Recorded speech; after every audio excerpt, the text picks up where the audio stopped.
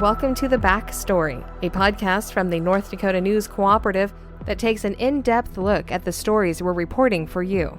I'm Sabrina Halvorson, CEO of the North Dakota News Cooperative. Joining me this week is Allison Olimb, who is the editor of the Walsh County Press in Park River, North Dakota. And she's joining because we wanted to do something a little bit different with The Backstory. Now, normally I talk with Michael and we talk about the latest article that he has reported on, but we want to also get people to know their local newspapers and their local newspaper editors. And so Allison was so kind to be joining me today. And I wanted to start with you because first off, I know you. And so I thought it would be a great way to start off with somebody that I have met and know. But so start off telling me, I want to know, how did you first get involved in the newspaper? I think in Park River, there's always been a very strong newspaper presence. I can credit the owner from when I was young, Henry Kelly. He always had a good way of bringing in community members and young people. And I saw my cousins and my aunt go through the newspaper office, and it always kind of intrigued me. I can officially blame my college newspaper advisor, Steve Listopad, at Jamestown College for really like solidifying that love of the newspaper. We were kids, but we were trusted like it was a regular publication, and we were selling ads and writing papers and filling content like it was our job. And it was the best experience I think I can honestly say for stepping out into the real world. So now, did you say that you grew up there in the Park River area? So you're in the same place, the same community where you grew up with the newspaper? This is the town that my mom was raised in. And so I grew up just a few miles down the road in Crystal, the next town over. Hmm. Um, strong farming community. And so Hmm. I have strong roots in this area. Ended up moving away for a little bit and then coming back home. Yeah. So the first time that we met in person, you and I were both speaking at a thing in Grand Forks at the college, and we talked quite a bit about both of our histories with rural communities and with the newspapers. And one of the things that struck me while you were speaking was you were talking about covering difficult stories. And that can really be a challenge in our smaller communities when you have to cover a story that's not comfortable, that deals with maybe some community members, and it's really easy to upset community members when you're not meaning to, you're just trying to provide information. And I have always seen that as being one of the hardest things for a community newspaper because you're so involved. This is your life. These are your neighbors. It's your where you're raising your kids, and you want to bring them good, solid information. And sometimes people don't like that, and sometimes it's so hard. And I grew up in that same situation. My parents were small newspaper publishers, editors, and it was this, saw the same thing. Tell me, what is that like for you as you're living this every day, trying to provide the best news that you can, knowing this is, it's news that affects your community so strongly? You often have to take a step back and you have to ask yourself, am I being unbiased in this situation? Am I being influenced by my neighbors and friends? Am I taking an opinion when I should honestly just report the facts? I've had stories before where I've had people from both sides of the topic come up to me and say, you did a good job on this. You represented this very well. And the one side is thinking you're taking their side, and the other side is thinking you took their side. So I kind of feel like I did okay. But it's always in the back of your head, like I'm gonna screw this up and they're gonna be talking about me at the bar. You kind of just have to do your best.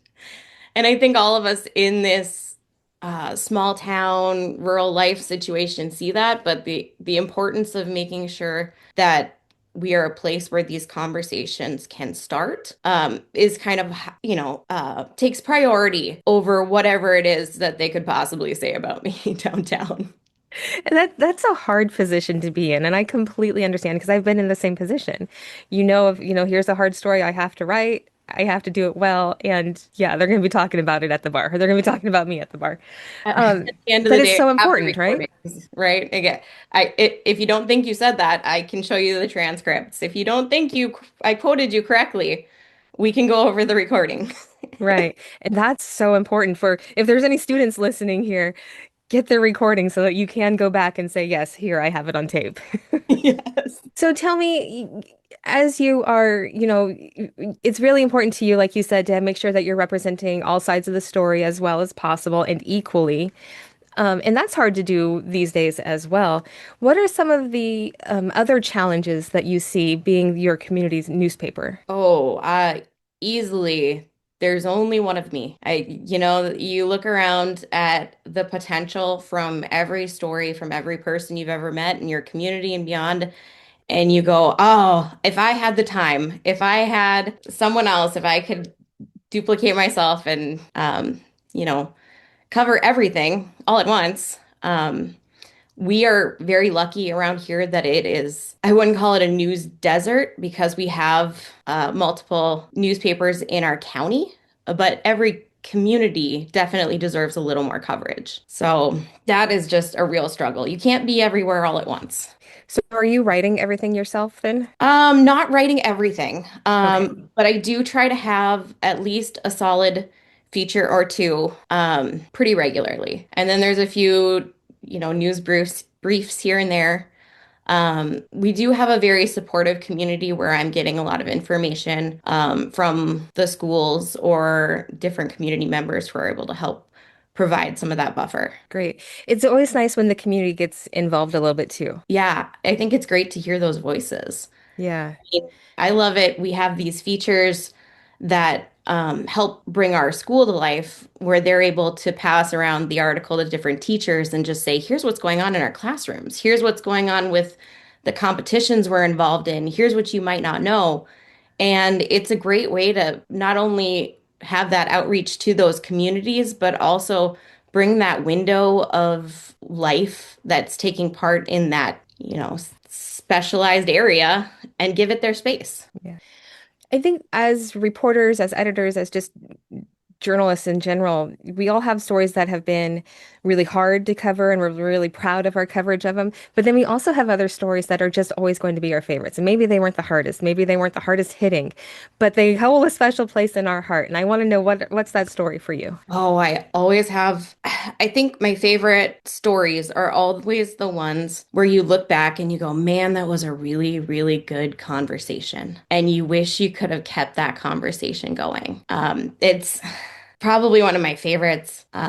There was a photographer that I spoke to, um, and he shared his experience knowing what it was like going from being this outstanding photographer who was, pretty recognizable for his style and for where he had been in his travels in his life.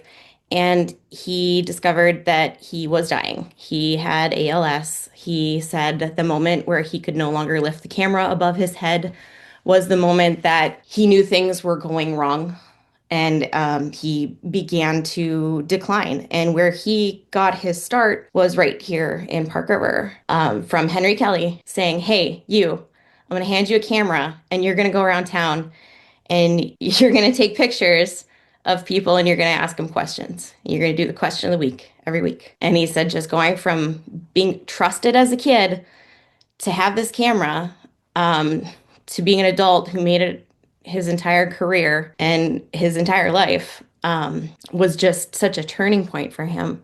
Uh, that was Bill Alcover. And, he just left such a lasting impact from that conversation alone. I look back a lot at that story a lot and I think, man, sometimes I just wish I could pick up the phone again and call him, but he's gone now, and all I've got left is that story that we had the opportunity to have. Yeah, that is an amazing story. And those are the stories that I have found too that you tend to hold on to. Like I said, just, you keep them in your heart and they matter to you for your whole life. And isn't it something too to know that you get to bring those stories to your community? So your community got to hear his voice as well. Yeah, yeah, it definitely makes a difference because I think everybody has a story. And in the world we live in where social media can be so loud, Mhm. sometimes those features are the quiet retrospective moment that remind me that the work I do matters. Yeah. That is such a great phrase that the work you do matters. And I think especially in the community newspapers, I mean, it truly matters when we're talking about getting down to our, our county level, our community level for these newspapers. One thing that I look into a lot and that I've talked a bit about with some other people as well is trust and trust in news. And studies have shown and polls have shown over and over and over again that the more local you get in news, the more the news is trusted. So people are not trusting the big national news as much, and probably for good reason. But their local newspapers, they are still trusting and they are still trustworthy. And that is such an important thing to know that we have a trustworthy news source right in the community. And it's newspapers like yours. Yeah, I can see that a lot. It can be easy for the national news just to be not that it's not important, but the things that happen in our own backyards, in our own city councils, in our own school districts, those can often have so much more of an impact and those are the things that sometimes people are ignoring. Mhm. And I think we need to remember that even though those national news outlets are always going to sit there and highlight the if it bleeds, it leads moments, oftentimes the things that happen in your city council chambers are going to impact your day-to-day life. Right, right. And you're not going to see that on and even statewide news. You're not going to know what's happening at at the local school board meeting, because as hard as statewide news and our bigger cities try, they can't cover everything.